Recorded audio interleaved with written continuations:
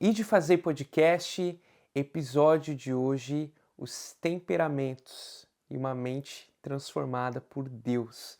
Nós vamos ler lá em Gálatas 5, o 22 e o 23, que fala sobre o fruto do Espírito. Diz assim a palavra do Senhor: mas o Espírito produz este fruto: amor, alegria, paz, paciência, amabilidade, bondade, fidelidade, mansidão e domínio próprio. Não há lei contra essas coisas. Nós vemos que hoje em dia está muito na moda, né? Está muito atual falar sobre os 4 temperamentos, né? O colérico, o sanguíneo. Como que isso se relaciona, né, com a nossa vida cristã e com a palavra de Deus, né? Primeiro, isso é bíblico? E como que a gente pode fazer uma conexão, ou enfim, desses temperamentos com aquilo que a gente aprende na palavra? Sim, primeiro falar sobre se é bíblico ou não. Não tem uma passagem na Bíblia que fale sobre temperamentos. Sim. Eu acredito que de fato nós somos seres únicos e Deus imprime em nós certas características, né, de personalidade mesmo, físicas, enfim. Mas a Bíblia ela não fala sobre temperamento. Muito pelo contrário, ela nos fala de temperança. E a temperança, ela é um sinônimo de autorregulação, de domínio próprio, de controle, de moderação, né? Então, não fica em nenhuma passagem ali sobre, ó, você é sanguíneo, você é colérico. Pedro, que era sanguíneo, né? Fala muito de Pedro, que ele era sanguíneo. Que Paulo era colérico, e aí a gente tem os fleumáticos, os melancólicos que ficam ali mais esquecidos, que eles são mais quietinhos. Mas são estudos, né? Tem alguns livros que falam sobre isso, inclusive escrito por cristãos mesmo. Tem alguns cristãos que trabalham nesse nicho, né? Trazendo à tona ali o que você pode evidenciar de bom da sua personalidade, como você usa, né, a palavra e o favor do Espírito Santo para dominar aquelas coisas que não são tão boas, né? Mas eu acredito que a Bíblia fala muito sobre a gente dominar a nossa carne e dominar o nosso espírito. Voltando um pouquinho lá para Pedro, que ele é a piadinha, né? Ele arrancou a orelha do soldado, todo mundo fala, ai, Pedro é sanguíneo, o nervosinho. E aí até dentro da própria igreja a gente vê, né? Eu sou igual Pedro, eu sou sanguíneo, eu sou estourado mesmo, esse é meu jeito. Mas quando, depois que Jesus partiu, né?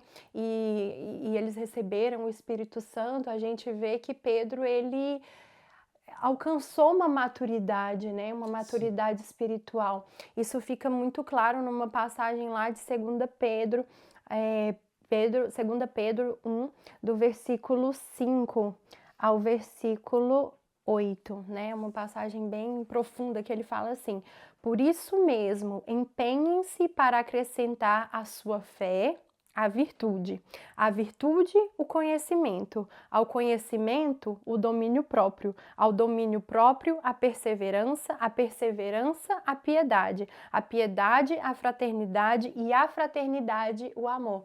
Parece que é uma pirâmide espiritual mesmo que Pedro vai expondo aqui pra gente. Então você teve a fé, acrescente a essa sua fé virtudes. Acrescente a virtude, o conhecimento, né? Que a virtude sem conhecimento é só virtude, né? Ao conhecimento, o domínio próprio. Não basta você ter todo o conhecimento do mundo, mas não saber se dominar, não saber como colocar as palavras, né? A perseverança, a piedade, a fraternidade, ele termina, né, com o amor. Porque se essas qualidades existirem, estiverem crescendo em sua vida, elas impedirão que vocês, no pleno conhecimento do nosso Senhor Jesus Cristo, sejam inoperantes e improdutivos. Sim. Então, muitas vezes a gente, no meio ali cristão, a gente não gera frutos, não gera os frutos de Gálatas, né? Porque fica usando esse temperamento como uma bengala. Eu nasci assim, minha música, né? Cresci assim, Gabriela, né? né? Então, a Bíblia fala de temperança, né? Eu creio que a gente está trazendo, né, esse assunto porque tá muito em alta, né, e todo mundo acaba falando, eu sou assim, eu sou assado, né, mas, assim, falando sério, é Deus que transforma o nosso temperamento, é Deus que transforma a nossa personalidade no sentido, né, as nossas atitudes, eu diria, né, então, como você acabou de falar, Pedro, tudo bem, ele pode ter sido classificado como um cara sanguíneo lá, um nervoso, mas mostra uma maturidade, como ele cresceu, né? Nas coisas do Senhor, depois que ele teve um encontro com Jesus, depois que Jesus perdoou ele, né? As 3 vezes, né? Ele negou o Senhor Jesus 3 vezes, depois Jesus perdoou ele. Então, assim, é muito legal o quanto ele cresceu. E para nós também, né? Nós temos a personalidade, a nossa forma de ser, o nosso jeito de ser, nós temos a nossa criação, como os nossos pais, né, os nossos familiares, às vezes nos criaram, o jeito da nossa família, mas isso não quer dizer que a gente vai ficar assim para sempre, né?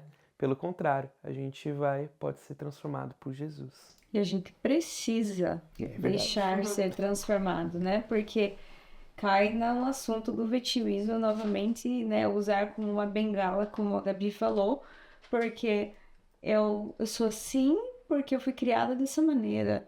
Eu fui assim porque circunstâncias me deixaram, me moldaram dessa maneira.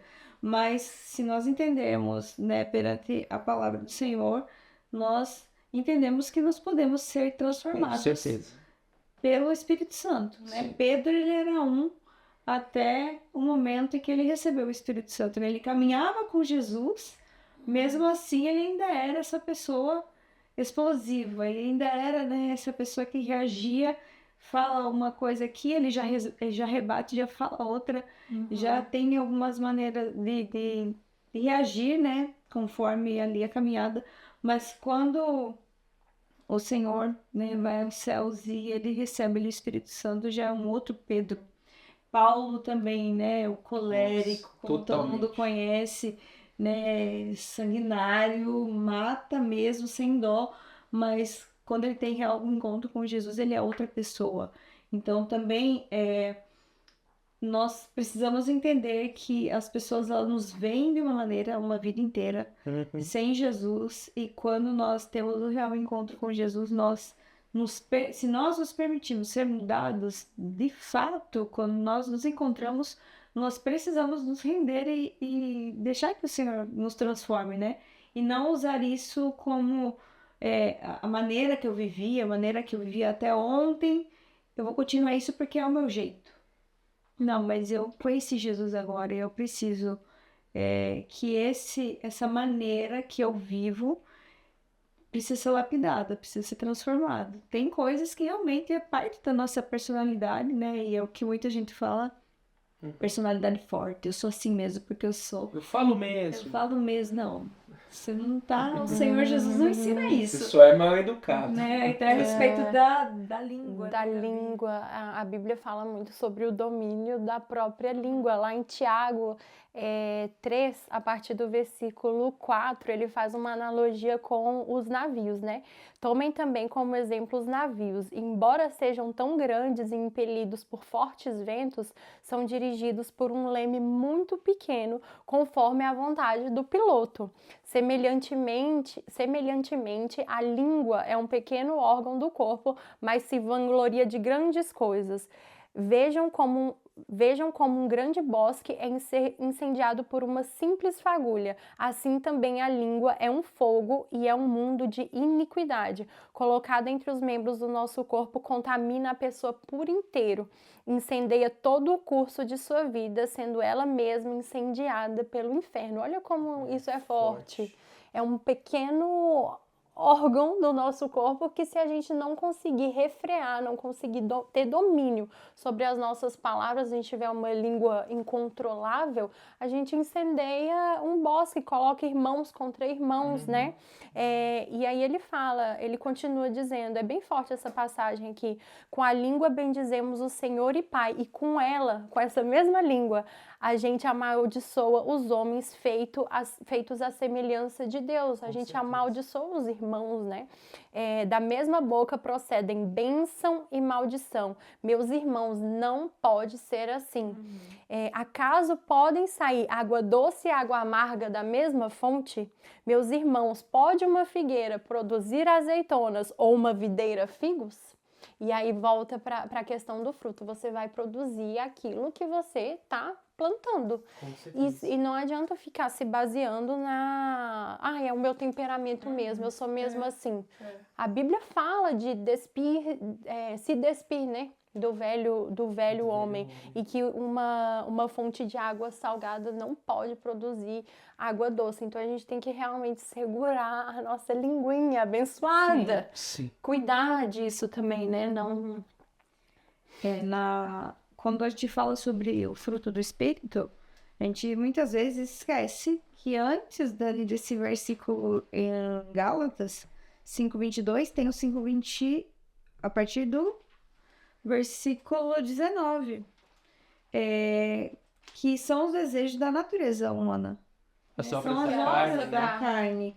Então fala, né, sobre imoralidade, sobre impureza, idolatria, discórdia, ira, ciúmes, egoísmo. Então, eu sou assim porque é meu temperamento. Não, você está vivendo na carne. Essa é obra da carne. E quando nós entendemos que isso precisa ser mudado, e aí entra o fruto do Espírito, né?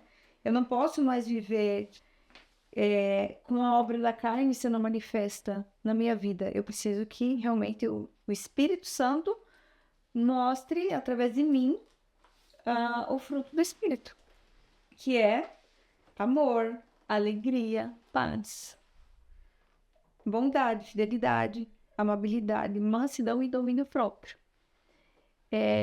Eu acho que a gente fala muito sobre o sanguíneo e o colérico, que são os mais evidentes, né, em mostrar a sua personalidade fica clara. Isso, né, a parte da carnal fica muito mais evidência nesses dois temperamentos, mas também a gente sabe que tem muitas coisinhas que precisam ser ajustadas no melancólico, no fleumático, e só o Espírito Santo.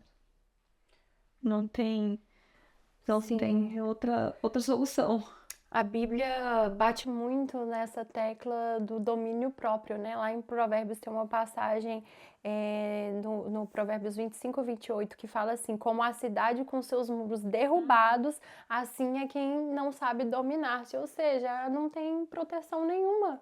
Se você fica vulnerável a qualquer coisa, né? O fleumático, o melancólico, ele vai mais para o vitimismo, então fica vulnerável a tudo que ouve, a tudo que vê, tudo ali gera uma ofensa. O sanguíneo não sabe refrear a língua, o colérico é muito, né, branco no preto, e aí não tem aquela flexibilidade. É uma cidade desprotegida. Uma cidade que poderia estar ali, né, gerando muitos frutos, mas tá suscetível a assaltos, a invasões, né? Então... E isso afeta também, e aí a importância, né, de tudo que a gente está falando, isso afeta o nosso relacionamento com as outras pessoas, com Deus e com as outras pessoas também, né? Lá em Efésios 4, o versículo 2 e 3 diz assim: sejam completamente humildes e dóceis, e sejam pacientes, suportando uns aos outros em amor.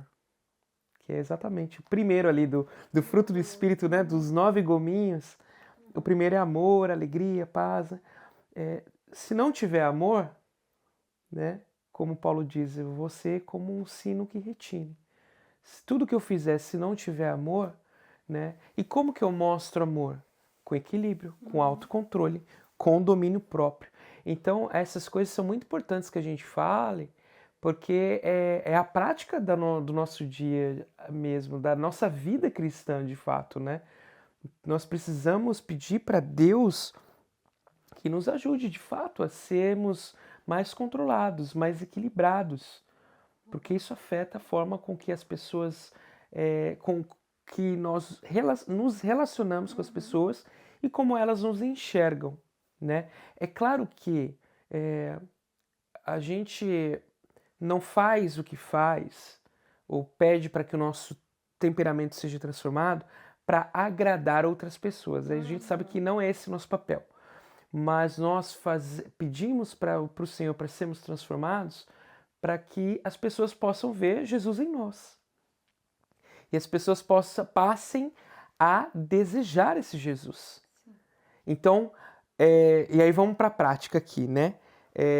Eu, dos temperamentos, eu sempre fui o sanguíneo, né? Também bem estourado e tal. E eu lembro que na minha família, poxa, eu cresci assim, né? Eu fui um adolescente, fui um jovem, enfim, com essa personalidade, vamos dizer, né? Esse temperamento. E aí, a partir do momento em que eu conheci Jesus e que eu passei, né, com a graça do Senhor, a me controlar mais nessas coisas, a minha família notou a diferença. E ela, nossa, o que aconteceu? Né? É engraçado, né? Nossa, o que aconteceu com a minha esposa? O que aconteceu com o meu marido? Quem que tá aí? Porque Jesus, de fato, né, e o Espírito Santo, ele vai transformando o nosso jeito de agir, a nossa forma de pensar, e isso externa. As pessoas, primeiro, da nossa casa, elas percebem, sim, os nossos amigos percebem, a igreja percebe. Quando chega alguém novinho, alguém novo, que ainda não conhece Jesus, vai dar os primeiros passos, e aí depois você vê que essa pessoa, ela vira uma bênção. Essa pessoa, ela é transformada, e aí a gente glorifica a Deus por isso, né? Fala, nossa, eu conheci essa pessoa quando ela chegou, e olha só como ela está. E olha quantos frutos ela está dando, né, para a glória de Jesus. Então, voltando, né, o que eu comecei dizendo, nesse ponto, é muito além de nós e só de algo que nos afeta individualmente. Fala também de comunhão. Fala também do nosso posicionamento como irmãos em Cristo. E como afeta o nosso relacionamento com os outros, né? E aí eu digo uma última coisa aqui da minha parte, é que quando Jesus diz assim que nisso as pessoas saberão que vocês são os meus discípulos, se vocês amarem uns aos outros. Como que o mundo nos enxerga sendo cristãos? E nós dizemos, não, sou servo de Cristo, eu sou um cristão genuíno. Como que eles nos enxergam? Será que eu estou amando o meu irmão? Será que eu estou tendo compaixão da pessoa que está lá fora, ou que está dentro da igreja também? Ou eu julgo, ou eu não controlo minha língua, ou eu estou dando um mau testemunho, você entende? Então, numa questão prática de realmente da nossa vida, a gente precisa, de fato, tomar cuidado com isso. E você, o que você pensa sobre isso que nós acabamos de falar, os quatro temperamentos, como que essa palavra falou no seu coração? Comente aí embaixo, não deixe de compartilhar essa mensagem, curtir a nossa página, nos seguir no Instagram, se inscrever no canal no YouTube e nos vemos no próximo episódio no nome de Jesus. Deus abençoe.